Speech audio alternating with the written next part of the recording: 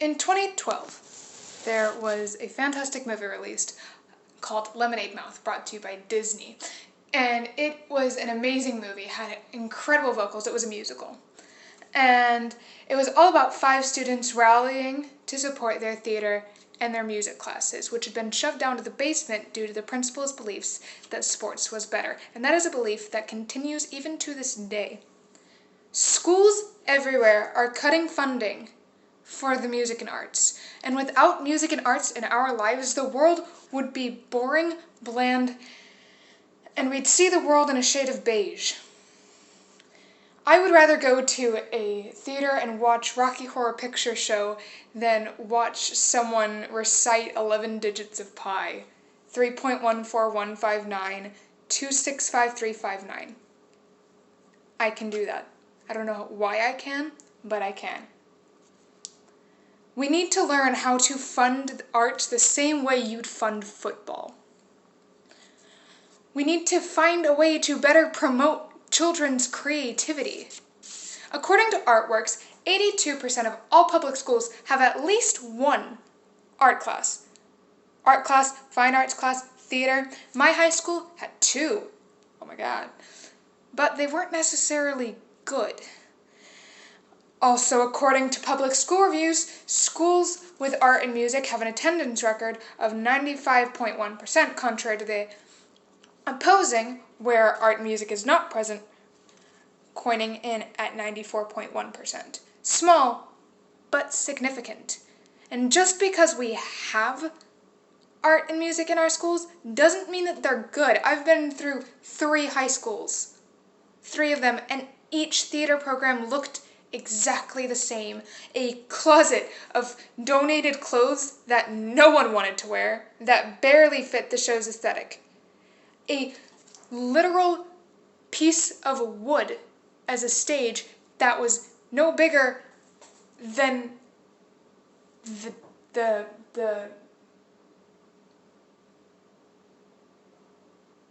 island here. We were forced to try to perform on inadequate stages.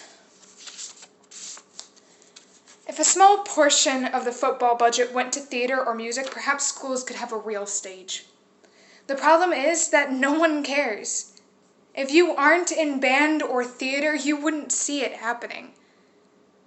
The principal will always go to the football games, will babysit, will chaperone at the homecoming game, at the homecoming dance, but will leave halfway through a show performance if they even bother to show up.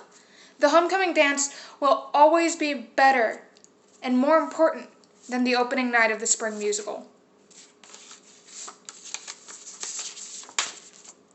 Without actors, you don't have TV. Without music, you won't have a radio. That means your daily commutes are boring. You want to go into work with a good mood? Better have that coffee ready at 6 a.m. because you won't have any uplifting music in your car. No one likes when a child raises their hand during career day and says, "I want to be an actor." I did that. I got told that it was illogical, that I needed to pick something more realistic. So I said, "I want to be an artist." I got shot down the same. But when someone raised their hand saying, "I want to be on the NFL," "I want to be a firefighter," the crowds erupted with applause, saying that that was a dream worth having. But mine wasn't. The need for PhDs and degrees will forever outweigh the need for poetry. Art and music will never be as good as being a doctor, but it makes people happy. In Lemonade Mouth, the antagonist mentions that art and music doesn't bring sponsors, which is true. I can't deny it. However, Anthony J. Pecan writes that sports will always start cheaper than art and music. But it starts cheaper. Of course it starts cheaper. Giving 3 children a soccer ball and a net costs a little less than $30 until you think that they're good enough to go pro, in which you buy jerseys, fresh nets, maybe a new court, gotta get the field clean and pristine, and then you're spending over thousands of dollars that could go to getting a few paintbrushes for some talented children.